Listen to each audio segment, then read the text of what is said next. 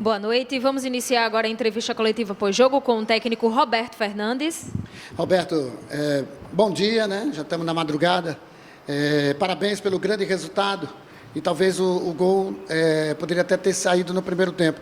Como começar o segundo com o gol marcado deu uma certa tranquilidade e, ao mesmo tempo, gostaria que você fizesse uma análise mais completa desse jogo. Bom, como está realmente na madrugada, bom dia a todos, né?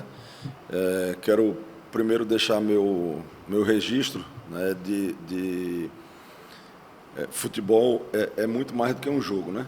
E esse é um jogo que eu nunca imaginei ter na balança, né, dois sentimentos antagônicos, né? Porque é óbvio que eu estou feliz, né, pelo resultado e não poderia ser diferente, mas ao mesmo tempo eu lamento muito a situação, né, que o Náutico atravessa.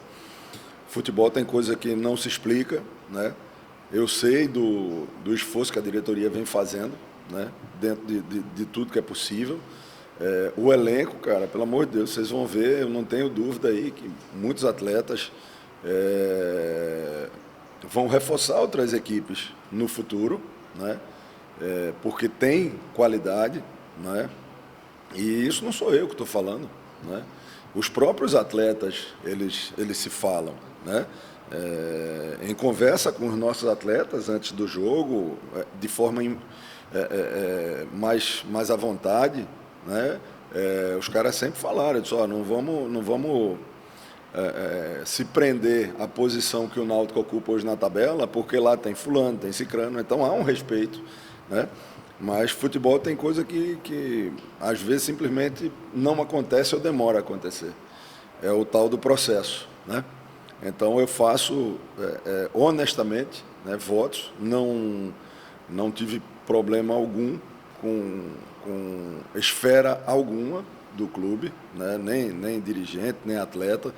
Eu acho que o exemplo, né, foi antes e após a partida, né, praticamente só não falou comigo aqueles atletas que chegaram após a minha saída, mas todos falaram de forma muito respeitosa e carinhosa. Então, quer dizer, a gente saiu porque futebol, às vezes, a ansiedade, né, faz atropelar processos e você não entende, às vezes, que uma troca de treinador, né, contínua é muito difícil para os atletas assimilarem filosofias diferentes. Então, enfim, eu torço, honestamente, né, para que o Náutico encontre forças e se recupere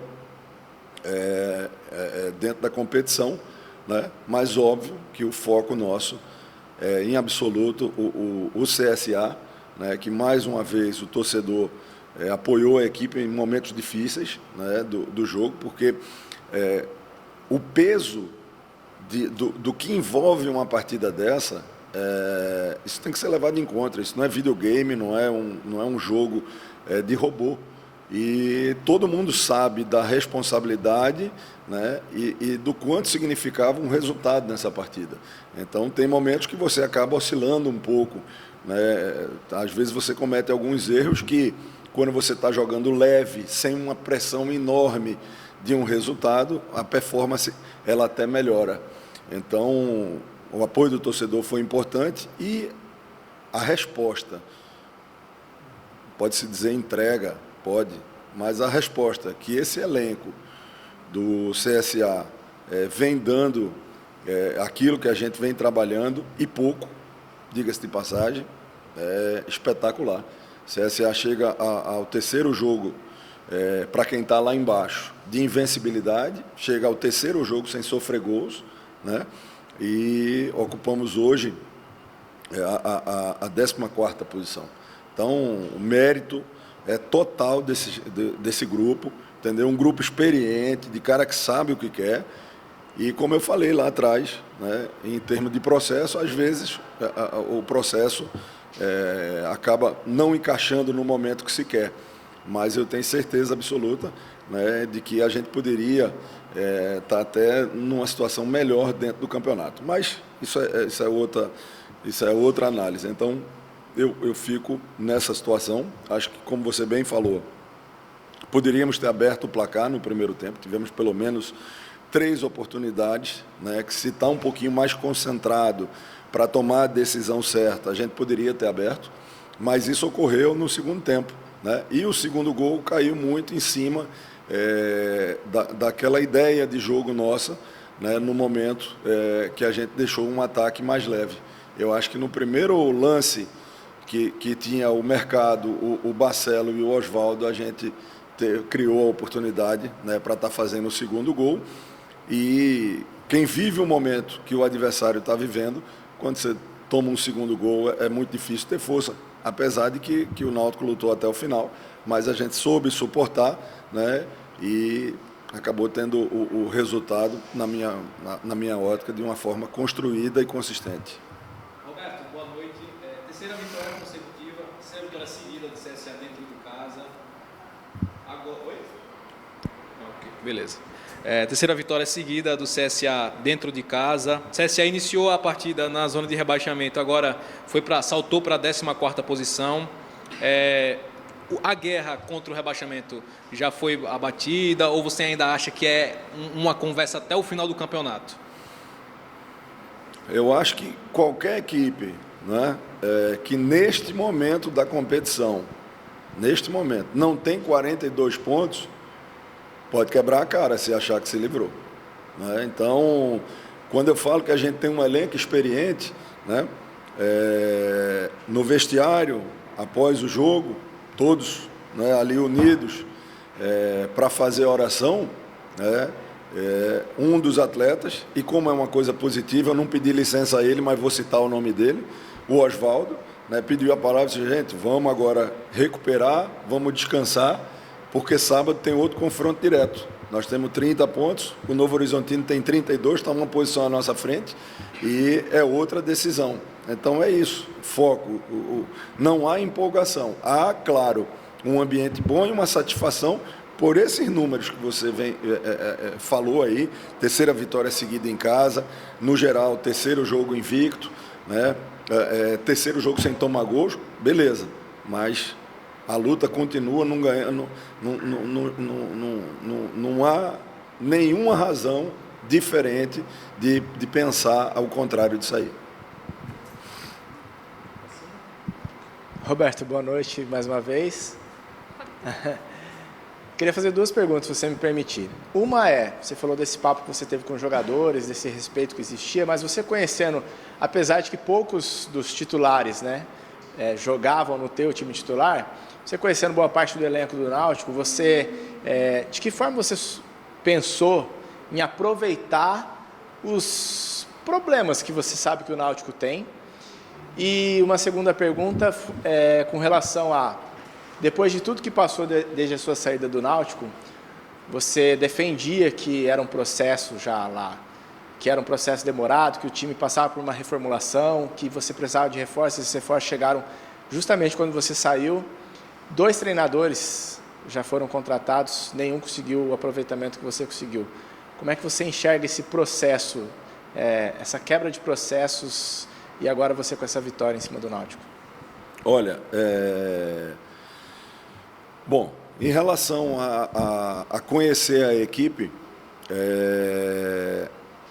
dos atletas que entraram em campo hoje, da época que eu dirigi o Náutico, tinha o Wellington, que passou alguns momentos no departamento médico, tinha o João Lucas, que chegou um pouco depois, tinha o Franco e tinha o Giancarlo.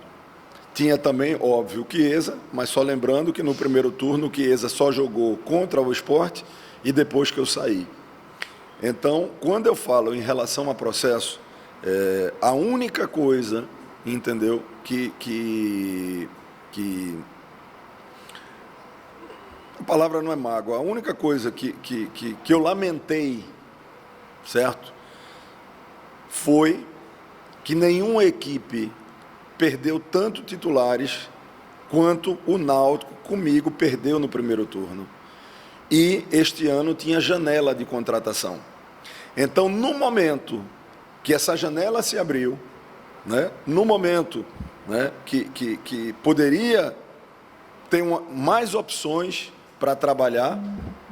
A gente sofreu uma virada de 2 gols de bola parada contra o Chapecoense e a opção foi pela minha saída. Você vê quantos gols o Náutico levava no primeiro turno de bola aérea e hoje, como a equipe é alta e não sofre com esse tipo de situação. Processo. Mas eu entendo, já havia uma impaciência de parte do torcedor, né, que com certeza isso acaba dando um pouco de chancela à diretoria, né, mas quem estava no dia a dia via que era uma questão de processo. Então, a única coisa que eu lamento, né, é de não ter, por exemplo, os reforços que, por exemplo, o Elano teve. O Elano teve a oportunidade de indicar 3 ou 4 jogadores que foram de imediato contratados. Eu não tive direito a uma contratação. E não porque a diretoria não me deu, porque a janela estava fechada. Então, eu acho, cara, que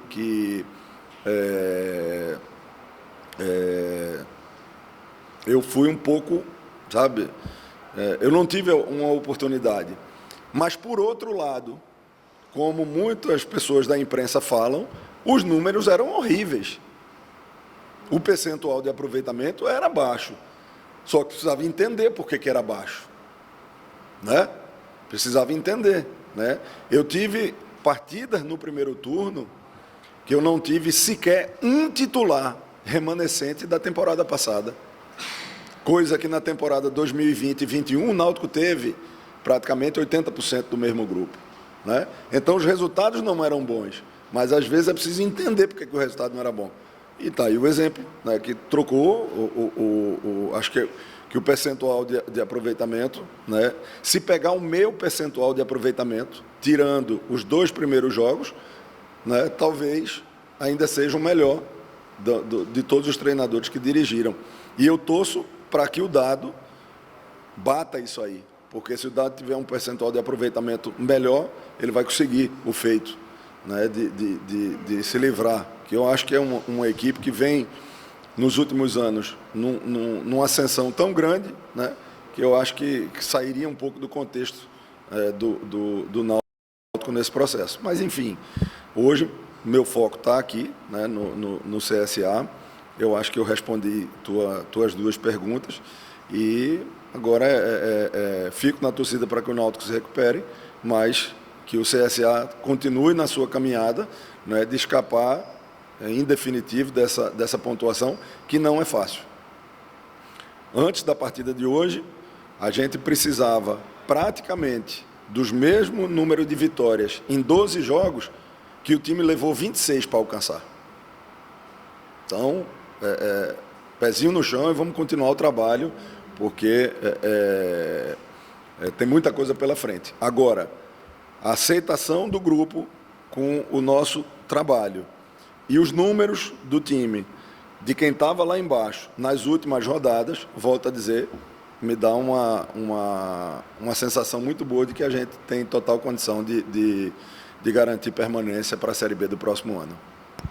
Roberto, você perdeu algumas peças importantes nesse jogo, né, para a próxima partida, né? E por cartão, 3 jogadores estavam pendurados, o Giovani, o Lucas Barcelos e o Erley. Ian Rolim, que saiu machucado, o Giva, que já foi vetado pelo DM, né? Um quebra-cabeça que você tem que montar, ainda tem o Gabriel, que é dúvida para essa próxima partida contra o Novo Horizontino. O Giva e o Gabriel e o próprio Ian, eu vou aguardar, né, a posição do departamento médico, já que a gente já viaja amanhã, e também em relação ao Diego Barcelos, né, que vem numa sequência grande, vem jogando nessa partida de hoje. Ele jogou debilitado, jogou porque é guerreiro, né, e eu vou precisar da revisão médica amanhã para ter essa definição. Contar com o elenco. É a oportunidade, né, de quem vai entrar mostrar serviço.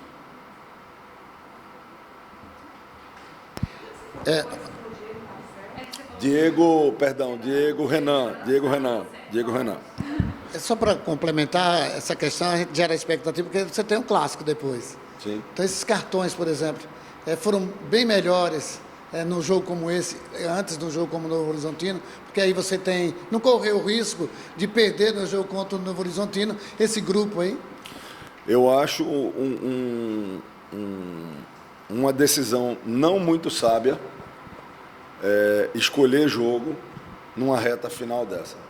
Os 3 pontos, se vierem contra o Novo Horizontino, tem força na tabela dos mesmos 3 pontos se vierem no Clássico. Então, cada jogo é uma decisão e a gente não pode escolher jogo, não. Vamos para o Novo Horizontino com força máxima que a gente tiver à disposição. Coletiva finalizada. Obrigada, Roberto.